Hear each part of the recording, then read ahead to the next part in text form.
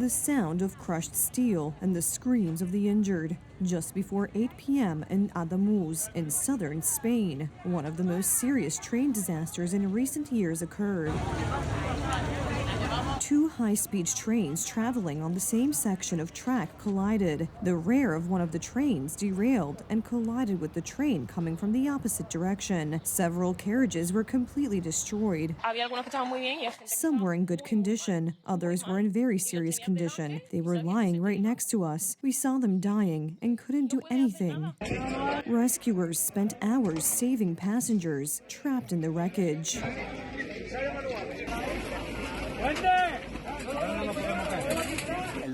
Access for ambulances was very difficult. It is a narrow, one-way road. It was difficult to coordinate the arrival and departure of ambulances and buses. Some of the injured had to walk along the tracks because there was no road leading directly to the train. Hundreds of rescuers, firefighters, medical teams, and the military were deployed to the scene. The injured were transported to hospitals throughout the region, including by helicopter. Medical facilities went into emergency mode, and the authorities appealed to residents to donate blood. They were human remains. They were no longer human beings. We found hands. My husband saw a dead child in the middle of the carriage. He didn't want to see it, but he stumbled upon the child's body. There was also another child who was calling for his mother, looking for her.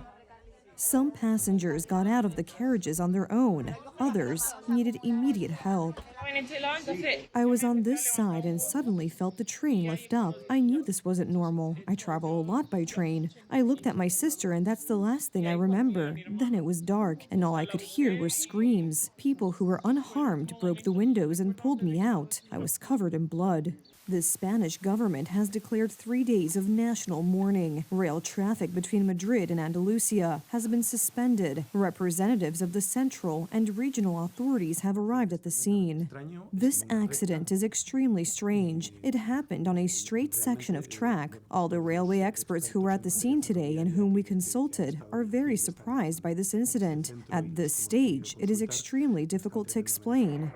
Investigators are looking into several hypotheses. According to preliminary findings, a rail joint may have been damaged, causing one of the trains to derail. This section of the route had recently been modernized, which raises questions about the condition of the infrastructure and safety procedures.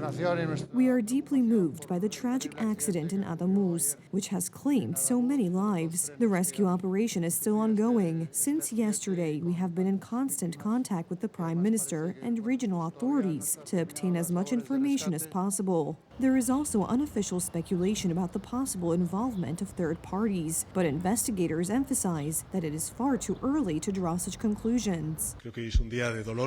This is a day of mourning for all of Spain. Our thoughts today are first and foremost with the victims of this tragedy and their families. We want to convey our support, solidarity, and sympathy to them. Several hundred passengers may have been traveling on both trains. The identification of victims is ongoing, and families from across the country are reporting to information points in search of their loved ones. This is the most serious train disaster in Spain in years, and the first such tragic accident on the high-speed rail network in over a decade.